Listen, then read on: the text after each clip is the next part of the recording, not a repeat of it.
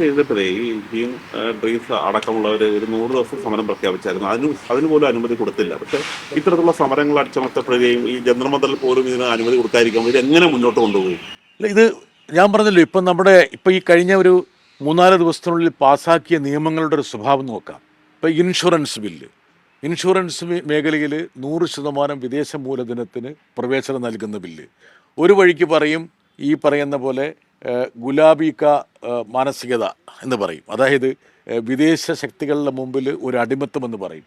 അതേസമയം തന്നെ വിദേശ ശക്തികളുടെ മുമ്പിൽ ഡൊണാൾഡ് ട്രംപിനെ തൃപ്തിപ്പെടുത്താൻ വേണ്ടിയിട്ട് ഇൻഷുറൻസും ബില്ലുമായി വന്നു.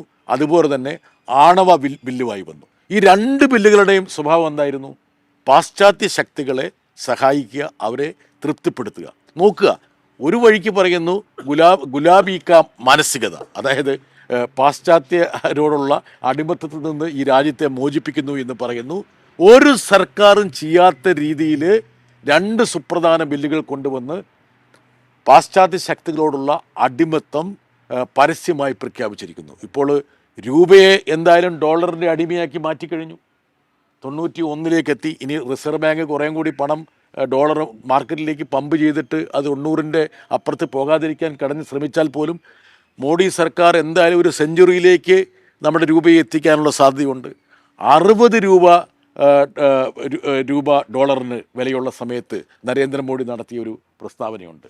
രൂപ വെന്റിലേറ്ററിലാണ്, ടെർമിനലി ഇല്ലാണ്. 60 രൂപയാണ് അന്ന് ഡോളറിനെതിരെയുള്ള വിനിമയ നിരക്ക്. 60 രൂപ ആകുന്ന സമയത്ത് വെന്റിലേറ്ററിനാണെങ്കിൽ ഇന്നിപ്പോൾ എവിടെയായിരിക്കും? ഇന്ന് ശ്മശാനത്തിലായിരിക്കില്ലേ? അങ്ങനെയാണല്ലോ രൂപ.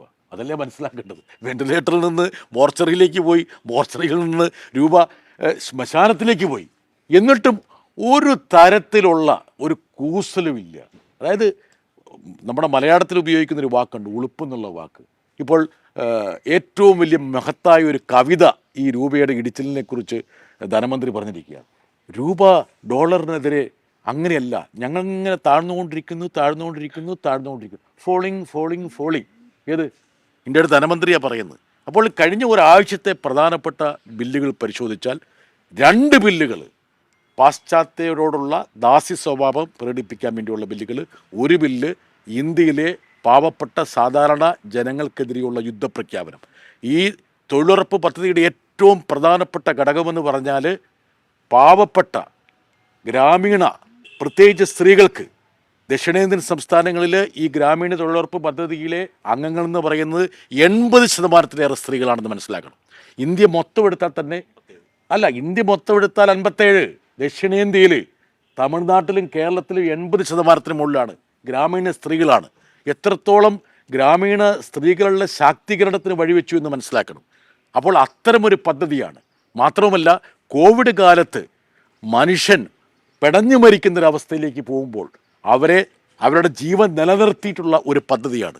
മാത്രമല്ല, ഇതൊരു അവകാശമായിട്ടും അവരുടെ അഭിമാനമായിട്ടാണ് കണ്ടിരിക്കുന്നത്. ആ അവകാശത്തെ ഒരു ഔദാര്യമാക്കി കണ്ട് ഈ ഒരു പദ്ധതിയെ കൊല ചെയ്യുന്നൊരു സമീപനമാണ് ഉണ്ടാക്കിയത്. UPA 1 ഉണ്ടാക്കിയ ഒരു നിയമനിർമ്മാണം ആണ് എന്നുള്ളത് കൊണ്ട് പാവപ്പെട്ട ഗ്രാമീണ സ്ത്രീകളെയും ഗ്രാമീണരെയും ഇതുപോലെ ഒരിക്കലും ശിക്ഷിക്കാൻ പാടില്ല. അത് മാത്രമല്ല, ഇത്തരമൊരു ശിക്ഷയ്ക്ക് ഒരിക്കലും റാമിൻ്റെ പേര് ഉപയോഗിക്കാൻ പാടില്ലായിരുന്നു. സർ, ഈ 2 ബില്ലുകളും ഈ എപ്സ്റ്റൈൻ ഫയലും ഒക്കെ ബന്ധപ്പെടുത്തി ചില സമൂഹ മാധ്യമ പ്രചരണങ്ങൾ നടക്കുന്നുണ്ട്. ശ്രദ്ധയിൽപ്പെട്ടിരുന്നു. അത്തരത്തിൽ സംശയിക്കാമോ? അല്ല, ഇപ്പം അതുമായി ബന്ധപ്പെട്ട ചില ഊഹാപോഹങ്ങൾ സാമൂഹ്യ മാധ്യമങ്ങളിൽ നടക്കുന്നുണ്ട്. പക്ഷേ ഒരു ഉത്തരവാദിത്തപ്പെട്ട ഒരു പൊതുപ്രവർത്തനം എന്ന നിലയിൽ എപ്സ്റ്റൈൻ ഫയലുമായിട്ട് ഈ 2 ബില്ലുകളെ ഞാൻ കൂട്ടിയിണക്കാൻ ഞാൻ തയ്യാറല്ല. പക്ഷേ സ്വാഭാവികമായിട്ടും വരും ദിവസങ്ങളിൽ മനസ്സിലാക്കും. എന്താ കാരണം വെച്ചാൽ, ഇന്ത്യയുടെ ഏറ്റവും പ്രധാനപ്പെട്ട ഒരു പ്രത്യേകത എന്ന് വെച്ചാൽ അന്താരാഷ്ട്ര രംഗത്ത് ചർച്ച ചെയ്യപ്പെടുന്ന പല വിഷയങ്ങളും നമ്മൾ ചർച്ച ചെയ്യുന്നില്ല എന്നുള്ളതാണ്. ഇപ്പോൾ ഈ ഇൻഷുറൻസ് മേഖലയെക്കുറിച്ച് ഞാൻ സംസാരിച്ചപ്പോൾ ഞാൻ മന്ത്രിയോട് പറഞ്ഞൊരു കാര്യമുണ്ട്. നിങ്ങൾ 74% ഈ വിദേശ മൂലധനം കൊണ്ടുവന്നു. 74% വിദേശ മൂലധനത്തിൻ്റെ 36% മാത്രമേ യഥാർത്ഥത്തിൽ മൂലധനം വന്നുള്ളൂ. 9 വിദേശ കമ്പനികൾ ഇന്ത്യയിൽ നിന്ന് പുറത്തേക്ക് പോവുകയാണ് ചെയ്തത്. അപ്പോൾ എന്തുകൊണ്ടാണ് രൂപയുടെ വില ഇടിഞ്ഞത്? മൂല്യം ഇടിഞ്ഞതിൻ്റെ കാരണം എന്താണ്? ഫോറിൻ ഇൻസ്റ്റിറ്റ്യൂഷണൽ ഇൻവെസ്റ്റേഴ്സ് ഇവിടെ നിന്ന് പലായനം ചെയ്തു. 2, FDI നമ്മുടെ രാജ്യത്തേക്ക് വരുന്നില്ല. 3, ഏറ്റവും പ്രധാനപ്പെട്ടത്, ഇവരുടെ സുഹൃത്തുക്കൾ എന്ന് പറയുന്ന വ്യവസായികൾ ഇന്ത്യയിലല്ല നിക്ഷേപിക്കുന്നത്, അവരുടെ നിക്ഷേപം മുഴുവൻ വിദേശത്താണ്. ഈ 3 ഘടകങ്ങൾ കൊണ്ടാണ് യഥാർത്ഥത്തിൽ രൂപ മൂക്ക് കുത്തി താഴേക്ക് വീണത്. പക്ഷെ അതിന് പകരം ഇതുപോലുള്ള ഈ പറയുന്ന പാസ്റ്ററിങ് വർക്ക് കൊണ്ട് ഈ പ്രശ്നം പരിഹരിക്കാമെന്നാണ് അവർ ധരിക്കുന്നത്. ഇപ്പോൾ ഇൻഷുറൻസ് സെക്ടർ ഓപ്പൺ അപ്പ് ചെയ്യുക, അല്ലെങ്കിൽ ആണവ ഉപകരണങ്ങൾ നൽകുന്ന കമ്പനികളെ തൃപ്തിപ്പെടുത്തുക, ഇതൊക്കെ ചെയ്തു കഴിഞ്ഞാൽ ഈ രാജ്യങ്ങളുമായിട്ടുള്ള സ്വതന്ത്ര വ്യാപാര കരാർ എളുപ്പമാകുമെന്നുള്ള മിഥ്യാധാരണയിലാണ് ഈ സർക്കാർ തിരക്ക് പിടിച്ച് ഞാൻ നേരത്തെ സൂചിപ്പിച്ച ഇൻഷുറൻസ്, ആണവ ബില്ലുകൾ പാസ്സാക്കി.